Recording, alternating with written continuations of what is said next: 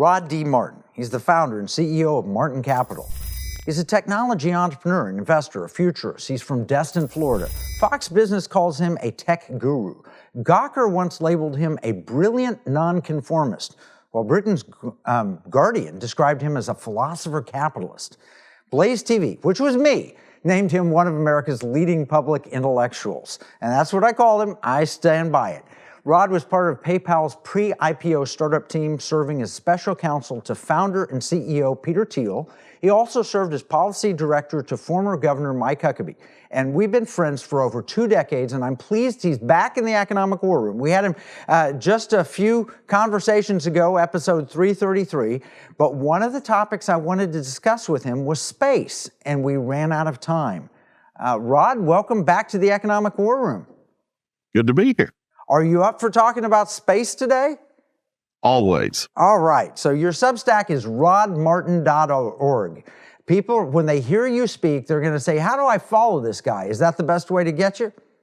That's the best way. And if you look up in the top left-hand corner, you'll see my Substack notes, which is kind of Substack's equivalent of X, and Rod on X. And I've got about 161,000 followers on X right now. It's growing ridiculously fast. You want to follow that. We do the bite-sized stuff on X and the deep dive stuff on rodmartin.org.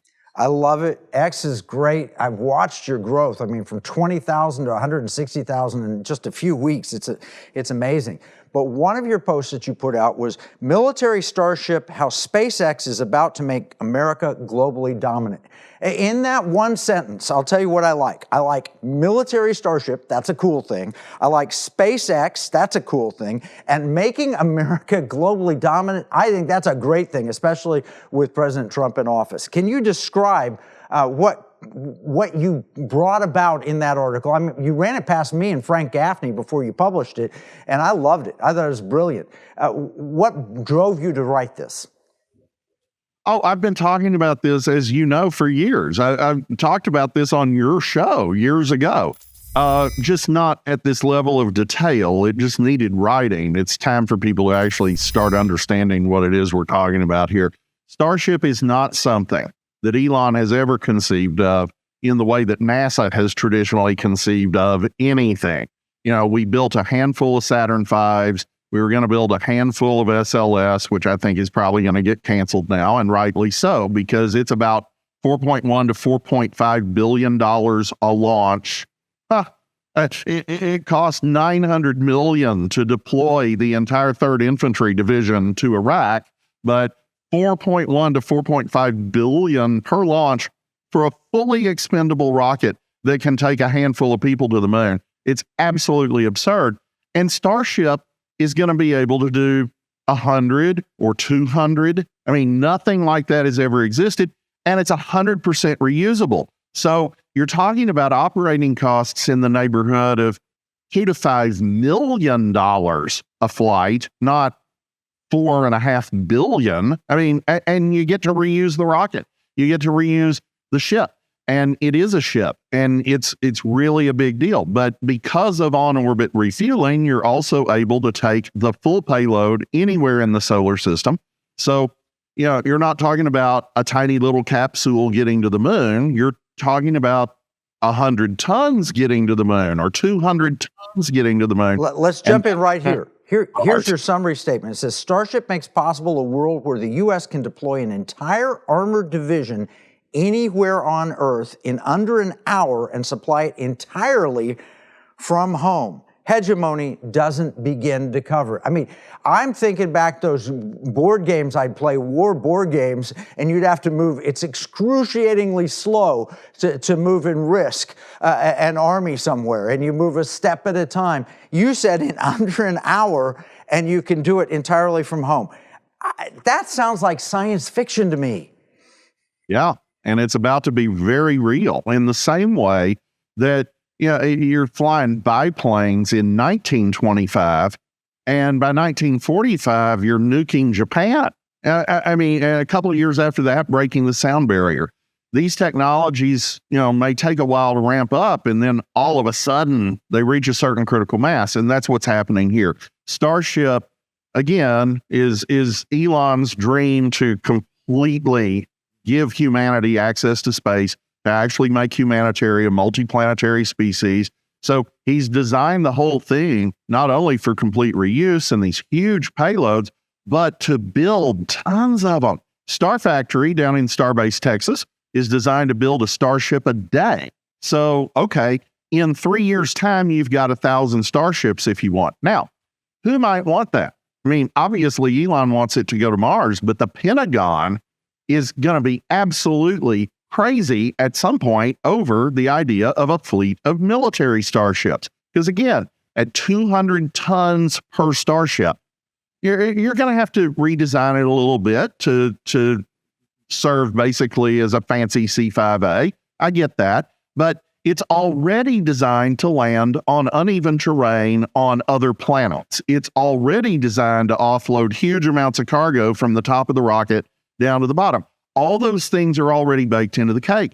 So let's take 1,000 starships, load the 3rd Infantry Division with all its tanks and all its guns, all its people, everything, all the fuel, everything it needs.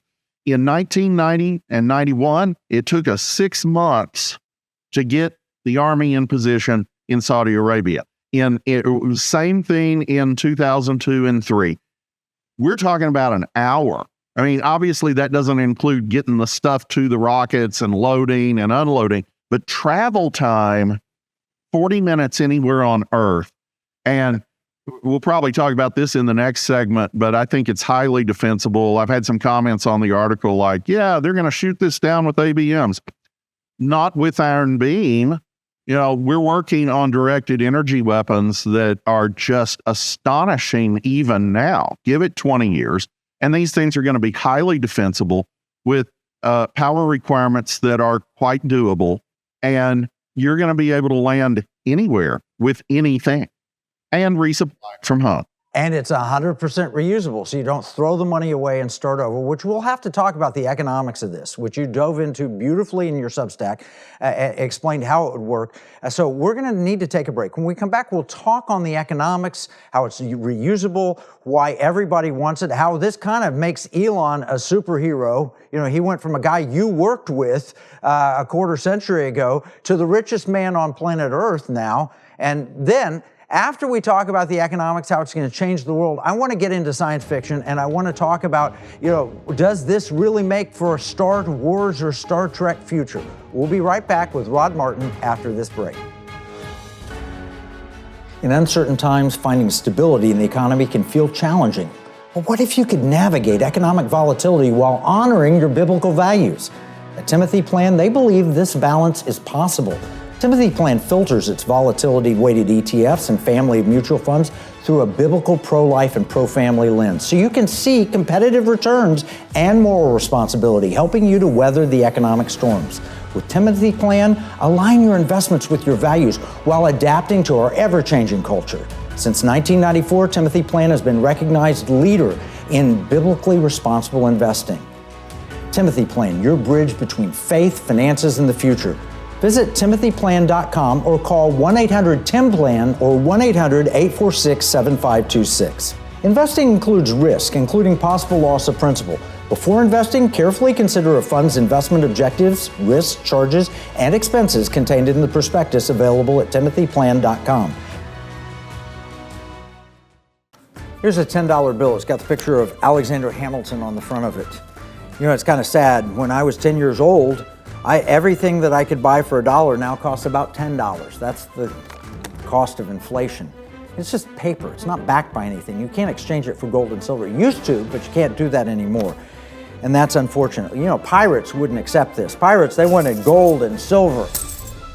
Patriots, the founders of this nation, also wanted gold and silver coin. In fact, they put a provision in the Constitution, 17 words, that said states could only make gold and silver coins tender within the states. That's why I wrote this new book, Pirate Money, Discovering the Founders' Hidden Plan for Economic Justice and Defeating the Great Reset. It will explain exactly the history of money and exactly why gold and silver coins can be made modern with new technology and a useful monetary system. PirateMoneyBook.com.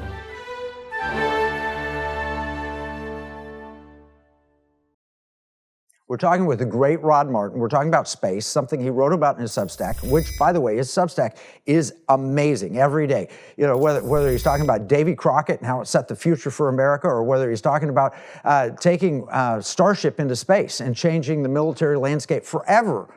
You want to get Rod Martin's brilliance. So go to rodmartin.org and sign up for a Substack. It's incredible. Bottom line is, Rod, we were talking about the economics. This economic war room. You gave a brilliant view on how Elon Musk can produce 1,000 Starships in 3 years, and that could literally transform the military landscape of planet Earth. Not to mention the potential to deliver people on, you know, I'm not going on a cruise, I'm going to take a 40-minute flight and I'm going to end up in London or in Tanzania or wherever you want to go. But how do you do that without reusability? I don't think you can, you don't, but good news, this is reusable. Explain the economics of that. Well, it's just extraordinary. If you think about getting on an airplane at Love Field and flying to Los Angeles, fly on Southwest, you're on a 737. Okay. What if you threw the thing away after the flight, built a new one to fly back to Dallas, and threw it away too? I mean, that's what NASA's been doing since the 50s. And it's really crazy. I mean, Elon actually spent about $1 billion to develop reusability. And okay, that's a lot of money, except NASA has about a $20 billion a year budget.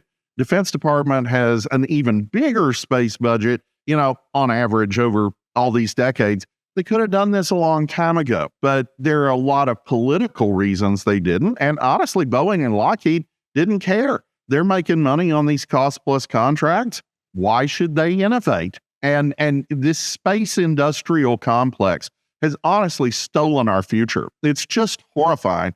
And Elon has given it back to us. And it's not really dissimilar from what you did see 100 years ago. The federal government actually played an important role in creating the modern airline and air freight industry by outsourcing the delivery of airmail. And they didn't do it internally, and they didn't pick just one or two companies to do it with. It pretty much, if you could fly the mail and you could qualify for the contract, you're in.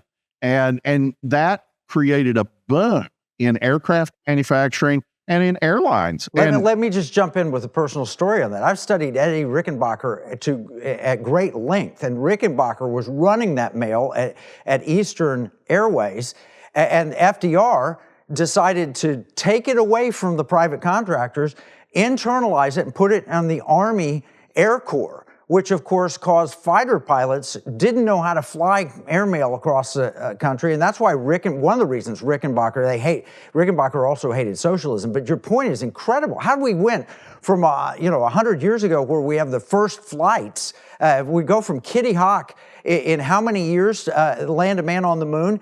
And the worst part of it is when the government's involved in it. The best part of it was entrepreneurs like Elon Musk.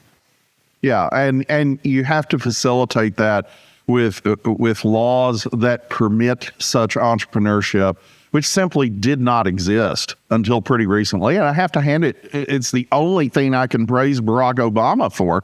It was actually his NASA that started making some of the regulatory changes that made some of this possible, particularly under Lori Garver, who is a Democrat, and we don't agree with her on much, but we certainly agree with her on this. So anyway, bottom line, these things are fabulously valuable. You know, if you've got a 737 and you can fly it a whole bunch of times, that's crazy valuable. And you can go see your grandma and you can go on business trips. If you had to replace it every single time, the ticket cost would go up to about $437,000 for a one-way ticket. No one's going to buy that. That's $1 million a round trip almost. Yeah. So Starship changes that completely.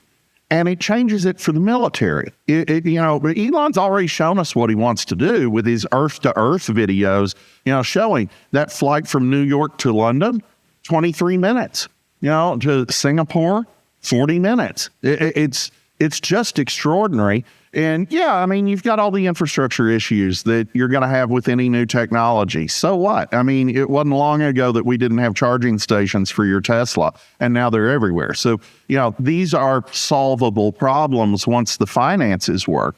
And from the military's point of view, it's not just the rapid deployment. The rapid deployment is a game changer. If you can put a serious army, and you'll recall, we pretty much conquered Iraq with pretty much just the 3rd Infantry Division. There was some Marine stuff in there, and, we had some British help. But, I mean, the core of the whole thing is the 3rd ID. And so if you're talking about division level, you're talking about something that can actually conquer a country in 3 weeks. And if you can deploy that on a few hours' notice, and travel time is 40 minutes, and it can land on uneven terrain, and it can take itself home. If you add to the fleet enough tankers that you can take fuel to refuel all of the fleet so it goes home, it's transformative. I mean, we could, if you can defend the airspace, we literally set this in downtown Moscow or Beijing, and that's just a completely different world. But the bigger point is you can resupply it from Texas or Florida or anywhere else for that matter. And so you're not making deals with corrupt governments like we did in Pakistan for all those years. You take this stuff by cargo ship to Karachi, and then it goes up the rail line, and then you truck it over Khyber Pass, and you're paying people off all along the way. And of course, the Taliban knows everything you're doing because the ISI is just full of Taliban. And, you eliminate all of that. And you eliminate needing to fly C-17s over Russian airspace and Kazakhstan to get to Kandahar. You just fly your Starships into Kandahar. You resupply in real time. It's absolutely transformative. Geopolitical game changer. There's one other point you made, that is supply creates demand. We only have half a minute before the break. Explain what you mean by supply creates demand. It's just Say's law. Supply creates its own demand. You didn't know you needed an iPhone until Steve Jobs created it. You didn't know you needed lots of the things you have until somebody had the vision to build it. Now, there's always risk involved in that. This is the problem of entrepreneurship. You might build something that isn't, in fact, the iPod, but is the Zune. Or you might end up being the pioneer of Betamax. And, of course, VHS just tanks it. So, nobody has to buy your solution. But capitalism, entrepreneurship, is 100% about figuring out what someone's problem is before they may even know it. We need to take a break. We'll be right back with the future of space. Oh, hi. I'm Kevin Sorb, and I'm here to tell you about coffee. Well, not really, but I'm going to use coffee to illustrate my point. Here we have several different coffees, each with its own unique characteristics. First, we have instant coffee. This coffee pretends to be coffee, but it's not really coffee at all. It's a fraud. Plus, it tastes terrible. I'm out. Next, we have woke coffee. Their coffee actually tastes pretty good, until you find out that when you drink it, you have to admit that you've oppressed other coffees in the past. Insanity. I'm out. Next, we have big tech coffee. Now, these guys used to encourage folks to share with others what they thought about their coffee. But now, if you say you don't like big tech coffee, they'll take away your coffee pot. I'm out. And this brings us to Patriot Mobile Coffee, right? This is one big cup of truth and freedom. There's no fraud here. Patriot Mobile is America's real Christian conservative wireless provider. Patriot Mobile gives back millions of dollars every year to organizations that are on the front lines fighting for our freedoms. Patriot Mobile offers the best nationwide 4G and 5G coverage on the same networks as the other major carriers. So you'll get the same great coverage, along with 100% US-based customer support, while knowing you are supporting a company that shares your conservative values. Switch to Patriot Mobile today by visiting patriotmobile.com or call 972-PATRIOT. All right, Rod, we've been talking about the future of space. We've been talking about how this is a game changer globally for military, for deployment, but also geopolitically. So you don't have to have all of these corrupt arrangements and so forth. It's all brilliant.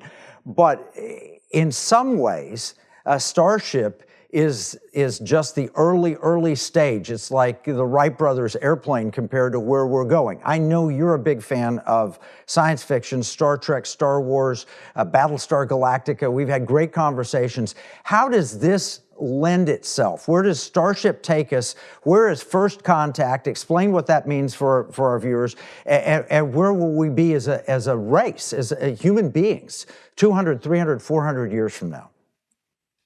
Well, on the geopolitical issue, I'll just add that this dramatically alters our need for forward bases. It dramatically alters our need for some of our dumber alliances, and that is a game changer. And the resemblance is more to Heinlein, really, than to Star Trek or to Star Wars, although I think you get to a Star Trek-like future if certain things break the right way. But Heinlein, you'll recall, in The Man Who Sold the Moon, Delos Harriman works out a private space company that takes people to the moon for the first time. Ultimately, that develops into settlement on the moon and Mars and all kinds of places. And there's a short story where Harriman had rocket-based cargo and passenger service all over the world. And it's just like, I think Elon just picked up that book of short stories and decided it was his business plan. They had something that's a lot like Hyperloop too. And that stuff's going to play out in the near term. Now, we also have some very interesting folks down at the Cape who are making tremendous progress on manipulating gravity. And I really think these guys are going to win a Nobel Prize in physics before they're done. But if you can do that, you can create constant acceleration. You could get to Mars in a matter of days or even less. It opens up the entire solar system, and it potentially gets you to answers to how we could do faster than light travel. People have thought this was just silly. I know in 1980, Carl Sagan did Cosmos, and he was all, oh, that's just fantasy. That can never happen. By the time he revised Cosmos in the early 90s, even Sagan said, I was just wrong. The physics has developed in a way where we really believe that faster than light travel is feasible. We don't know how to do it, but we're pretty sure that we could. And a lot of progress has been made since then. So I don't think it's at all unreasonable that we could have a Zefram Cochrane, as in Star Trek First Contact, in our lifetime. And what year was that, by the way? What year was First Contact supposed to have taken place? April 5th, 2063. See, it comes right off the top of your head, April 5th, 2063. And I hope that is in my lifetime. I'd be 102 years old when we hit there, but maybe we'll even do it sooner. You mentioned, Heinlein and others. This was great thinking. Even C.S. Lewis is writing about space and space travel in the Space Trilogy, which you turned me on to and I had to read. This was great thinking. And it was the stuff of science fiction, but there's so much fact in it. Compare Star Wars, Star Trek. What's the future like? Well, it very much does depend on whether you have faster than light travel. And another science fiction series that your audience should be aware of is The Expanse. Number of books there. And of course, ultimately, they're going to other solar systems because there's this advanced alien technology and it allows them to do it. But The Expanse does a tremendous job of showing human settlement of the solar system 200 years from now with only sublight drive. And, themes that are reasonably similar to what I'm describing with the gravity drive that is being worked on now. So, yeah, what you'll see is a tremendous number of people living and working in space. Elon's talking about 1 million by mid-century. I don't think that's crazy. He's, of course, very focused on Mars. There are reasons why he is, but the truth is the economic development initially and for some time is going to be in low-orbit manufacturing and manufacturing from raw materials mined from near-Earth asteroids. People just have no idea how much stuff there is out there, but everything on Earth is out there too. And a bunch of things are out there that we don't even know about but some of them, like helium-3, which is abundant on the moon and very scarce here, are probably the key to unlimited cheap fusion energy. And you're just going to have multiple economic transformations that collapse the price, hopefully in good order, so we don't have a depression or anything, but still collapse the price of countless commodities such that poverty is largely eliminated. You know, you eliminate poverty either by raising incomes or by lowering costs. This will do both. And we really are entering a golden age, like Donald Trump's talking about, if we can just keep the socialists at bay. You know, we talked to Lieutenant General Stephen Quast, and he's got this monster garage in space that he's building, and using mining the asteroids. You add artificial intelligence, you add all of this, and the capabilities for mankind are limitless.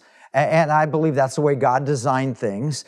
Yes. You know, I know you and I both believe in a sovereign God. We believe in Jesus. We trust that he's going to keep humanity where we need to be.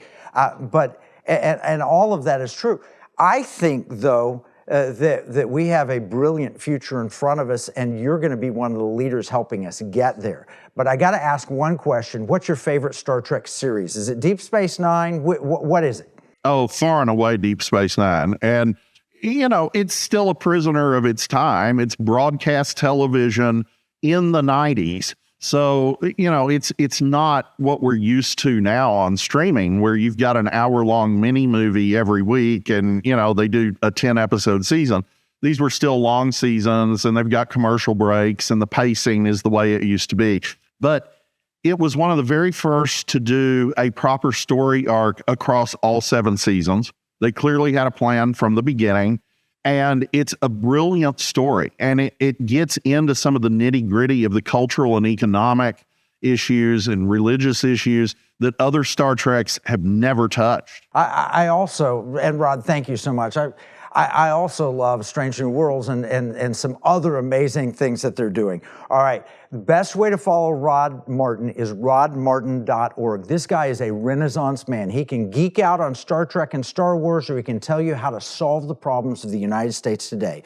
All right, we're going to summarize all this in our free economic battle plan. You can get it at economicwarroom.com. Remember, what we see as a marketplace, our enemies view as a battle space. This is Kevin Freeman from the Economic War Room.